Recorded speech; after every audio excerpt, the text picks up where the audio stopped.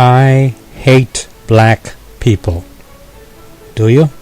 This sort of thing, though common, is spoken infrequently in mixed companies, and as a rule, only within peer groups. The same can be said of black people who, with venom, will say and mean it. I hate white people.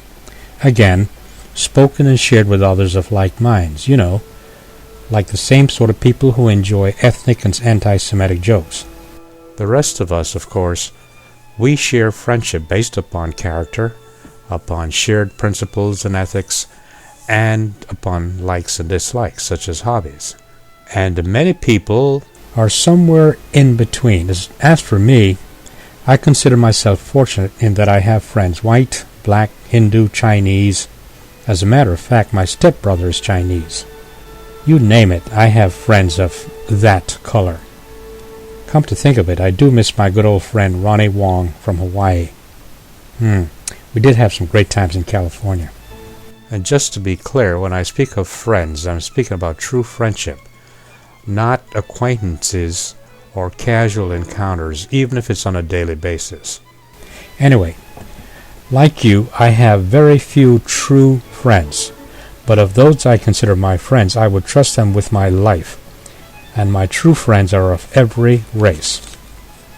As a black person, do you have a white friend? A true friend?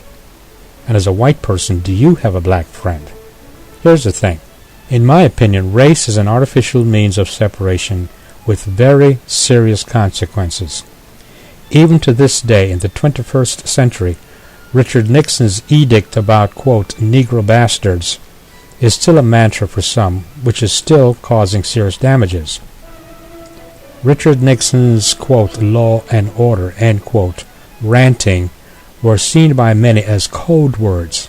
Even to this day, code words are used by racists, and they saw his so-called law and order as code words to get rid of black Americans. Kissinger's alleged advocation of genocide by saying, and I quote, depopulation should be the highest priority of the U.S. foreign policy towards the third world. To some people, this was the impetus needed for some rather evil and sometimes legal means of population control. One theory holds that the conscious effort to put as many black men in jail as possible is an outgrowth of what some people see as the Nixon-Kissinger doctrine.